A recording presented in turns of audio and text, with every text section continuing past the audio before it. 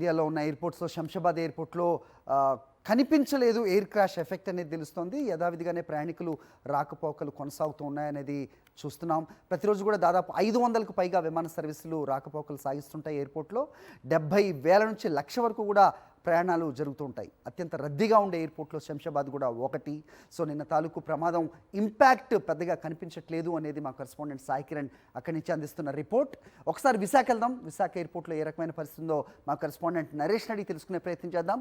నరేష్, చెప్పండి, నిన్న గుజరాత్తో జరిగిన అతిపెద్ద విమాన ప్రమాదం తాలూకు ఇంపాక్ట్ మనకి ఇక్కడేమన్నా కనిపిస్తుందా? ఎయిర్ ఇండియా కౌంటర్ ఉంటుందా అక్కడ విశాఖ ఎయిర్పోర్ట్లో? ఉంటే కనుక మీరు వాళ్ళతో మాట్లాడే ప్రయత్నం చేయండి. ప్యాసింజర్స్ ఎవరన్నా క్యాన్సిల్ చేసుకున్నారా, ప్రయాణాలను అలాగే రెజ్యూమ్ చేస్తున్నారా అనేది తెలుస్తుంది. What are the inputs with you Naresh? Hari, భారతదేశంలో ఇప్పటి వరకు ఎప్పుడు కూడా విమాన ప్రమాదాలకు సంబంధించి ఇంత పెద్ద భారీ ఎత్తున జరిగిన దాఖలాలు లేవు. ఇప్పుడు జరిగిన ఈ ఘోర ప్రమాద ఘటనకు సంబంధించి పూర్తిగా భారతదేశం వ్యాప్తంగా ఈ దుర్ఘటన చాలా పెద్దగా భావిస్తున్నారు. ప్రస్తుతం మనం విశాఖపట్నంలోని విమానాశ్రయంలో ఉన్నాము. అయితే పూర్తిగా కూడా ఈ విమానాశ్రయంలో ఏ విధంగా వాతావరణం కనిపిస్తుంది, ఎందుకంటే మనకి ఎప్పుడు కూడా సర్వీసులు ఇక్కడ నుంచి విజయవాడ, బెంగళూరు, చెన్నైకి నేరుగా కూడా ఇక్కడ నుంచి సర్వీసులు ఉంటాయి.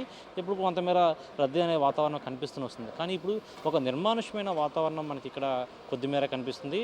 ఎప్పుడూ కనిపించేంత రద్దీ కనిపించట్లేదు. సాధారణంగా మనకి ఈ ట్రైన్ ప్రమాదాలు కావచ్చు, ఫ్లైట్ ప్రమాదాలు ఇలాంటివి జరిగినప్పుడు ఇప్పుడు నిన్న జరిగిన ఈ దుర్ఘటన ఏదైతే ఉందో అంత పెద్ద భారీ దుర్ఘటన జరిగిన సమయాలు ఏవైతే ఉంటాయో అలాంటి సమయాల్లో కొంతమేర ఎవరైతే ప్రయాణికులు ఉంటారో వారిలో కొంతమేర భయం ఉంటుంది. అలాంటి భయం నడుమ చాలామంది కూడా అనవసరమైన ప్రయాణాలు ఏవైతే ఉంటాయో అలాంటి ప్రయాణాలన్నీ కూడా క్యాన్సిల్ చేసుకునే అవకాశం అయితే కనిపిస్తుంది. ఇలాంటి తరుణంలోనే ఇప్పుడు ప్రస్తుతం అయితే కొంతమంది ప్రయాణికుల తాకిడి అనేది విశాఖపట్నం విమానాశ్రయానికి తగ్గిందనే చెప్పుకోవచ్చు. పూర్తిగా నిన్న జరిగిన ఈ దుర్ఘటనకు సంబంధించి అసలు కేవలం టేక్ ఆఫ్ అయిన కొద్ది సెకండ్ల వ్యవధిలోనే ఇంతమేర పెద్ద ప్రమాదం చోటు చేసుకోవడం, అదేవిధంగా ప్రయాణికులు మృత్యువాత పడిన సంఖ్య కూడా భారీ సంఖ్య కనిపిస్తుంది.